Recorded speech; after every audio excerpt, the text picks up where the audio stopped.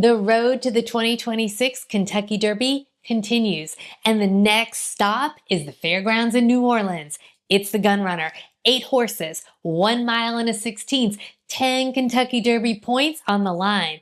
And here is what makes this race so dangerous. The field is evenly matched. No runaway favorite, no easy answer, which means one of the 8 is about to take a massive step forward and change their future. How will you find your winner? Facts and figures are going to give you that winning edge. I give you the stats, you make the picks. Hi, it's Maura from Trifecta and a little bit extra. And this is the Gun Runner, set at the fairgrounds in New Orleans, one of my most favorite tracks. A track with one of the longest stretches in the U.S., even longer than Churchill Downs.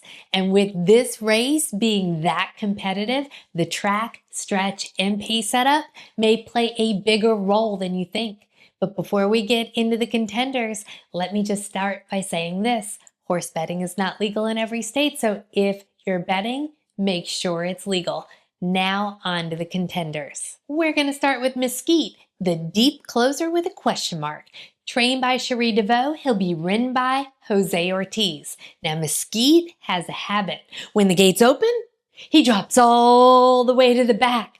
Both times in each of his 2 starts. First start was at Keeneland, 6 furlongs. Post position 1, 12 horse field, and he is dead last early. But he hugs the rail, he starts picking them off, and he finishes 6th with an 80 buyer. Then comes Churchill Downs, same movie, drops back again. But then this time something changes. He swings wide, he trades bumps, he fights through traffic, and he wins at this distance with a 75 buyer. But here's the problem. This race doesn't have very much early speed, and that can mean it could favor front runners and not closers. But his buyers, dominant? No, but respectable? Yes. Here is why Mesquite could be dangerous. He's proven from that inside post. He's proven in big fields. He's already had a win at this distance, and he owns the best late pace in the field. And at the fairgrounds, closers get more real estate. If the leaders hesitate, Mesquite could come roaring down the stretch. But from one horse who closes the fastest to one who may never look back. Post position 2 is Chip Honcho. Trained by Steve Asmussen, Chip Honcho does not wait around, even when he breaks a step slow, like he did at Keeneland in a 7 furlong race. He rushed up, he swung wide, finishes 2nd and threw down an 81 buyer. Then comes Churchill Downs, sloppy track, 1 mile, gate to wire. Now he did drift a little bit. When his stablemate came at him though, he dug in, and that's hard, 82 buyer. But today is a big question. First time blinkers. First time stretching out to this distance. In fact, he is the only horse to have yet to go this distance in this race. Can speed carry that extra ground? The signs say maybe. 2 speed figures in the 80s. Sire Connect, 1 at the longer distance. Paco Lopez, who is the leading jockey at the fairgrounds, he gets the ride. In a race very light on early speed, Chip Honcho could be dangerous on that front end. In fact, in my opinion, he is dangerous and may get the jump on everyone else. But speed isn't everything. Sometimes improvement is the real weapon, and post position 3 is Liberty National. Why do I keep hearing Liberty, Liberty, Liberty, Liberty in my head? This is a horse I really like in the race. Liberty National learned fast. First start, forgettable. In a 7 furlong race with Chip Honcho, 6th place, buyer of a 65. But then something clicks at Churchill Downs. In a field of 12, he bumps at the break, saves ground, tracks patiently, and then takes control, wins by 4 1/4 lengths and an 81 buyer. Was it a fluke or a leap forward? The resume says leap. Trained by Kenny McPeak, he'll get Brian Hernandez Jr. This is a winning team. sired by Maxfield, who was proven at the longer distance. Dam Sire is awesome again, won the Whitney and the Breeders' Cup Classic. This horse is built for 2 turns. He is one of my top choices in the field. Now, before we move on to the next contender, if you're finding this information useful, go ahead and hit the like button and hit subscribe. More Derby prep previews coming every week. You could also find me on my website at www.trifectaandextra.com and Facebook and Instagram under Trifecta and Extra. And if you've already been with me for a while and hit that like button and hit subscribe, I just want to say happy holidays to all of you, and I cannot wait to show you what I have planned for the new year. Now, back to the contenders. Pedigree may not equal instant performance, and that's what we're seeing with Quality Mischief coming out of post position 4. Trained by Brad Cox, he'll be ridden by Marcelino Pedroza Jr. On paper, Quality Mischief looks like a star. His sire is Into Mischief, and we know the influence that Into Mischief had on the Kentucky Derby contenders last year, including being the sire of the winner, Sovereignty. The Dam Sire is Quality Road. He won key races at the longer distance. This is an incredible pedigree, but on the track, the results haven't matched the bloodlines. Low-level maiden wins. Speed figures only in the 30s and 50s. That's really, really low. And no proven dirt form at this level. First race was on the turf. Second race was good dirt, meaning it wasn't firm. The question today is simple. Does the pedigree finally wake up on firm dirt going longer? Because if it doesn't, this is a tall ask.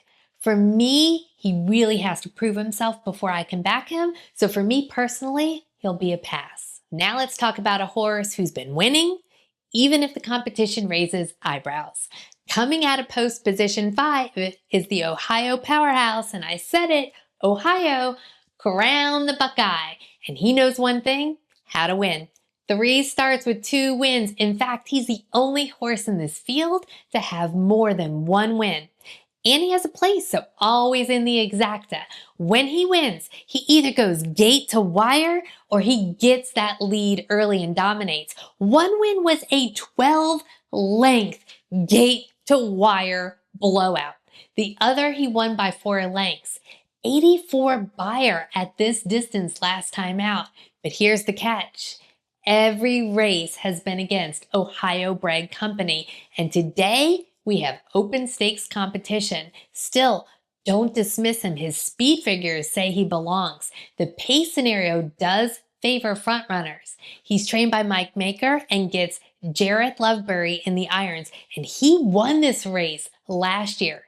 If he clears early, he could be very hard to catch. And speaking of this race, let's talk about the horse bred in its image. Coming out of post position 6 is Arabia Wild by Gunrunner, the legend that this race honors.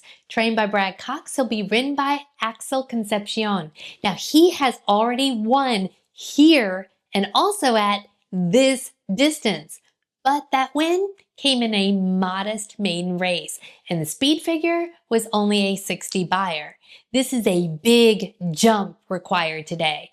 Overall, he has 3 races with that 1 win and 2 places, but his best speed figure is that 60. Brad Cox does win here 28% of the time, but Arabia Wild would need a major leap forward in order to contend. So for me, he'll be a pass. Now let's start with the most experienced and classiest horse of the field. It's very connected. Coming out of post position 7, trained by Kenny McPeak, he'll get Colby Hernandez. 5 starts with a win and 2 shows. Now this horse has been places that the other horses have not. Graded stakes races. 3 runs at this distance, and he gets the win in one of those. But the problem is, it wasn't in one of the graded stakes races. His maiden win came in the slop after a duel. Now, I love me a duel. It tells you the horse has heart. But the Beyer didn't really pop. 63 speed rating in that race. Then he goes on and he competes in the G3 Street Sense and the G2 Kentucky Jockey Club, both at Churchill Downs. Mid-70 speed figures, third and fourth place finish, so that is very respectable. But look at who he was up against. Universe, Incredible, Further Ado. That's real class. If experience matters today, he is right there. And finally, to a horse that may be peaking at the perfect time.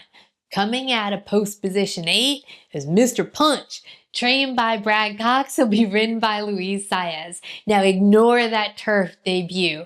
This is about one race, Churchill Downs. 1 mile and a 16th. Mr. Punch, he stalks. He goes 3 wide. He gets challenged, and guess what? He bites back. And when the challenger fades, Mr. Punch just keeps on going, and he wins by 4 lengths and an 80 buyer. Was it the setup or substance? What I liked about it? Tactical stalking style. Ability to re-break when he got challenged. Luis Saez aboard. That is a dangerous profile in this race. And for me, he has the promise to really pack a punch. Another horse that I really like in this race. 8 stories and 8 paths, and only one horse gets those 10 Kentucky Derby points. So now it is your turn. Tell me, who do you like in the Gun Runner, and drop me a comment below. Make sure you go ahead and hit that like button and hit subscribe. I'm going to be having quality content leading all the way up to the Kentucky Derby. I hope you all find your winner on Saturday. Sashay away with your money and have a wonderful and happy holiday season. Cheers!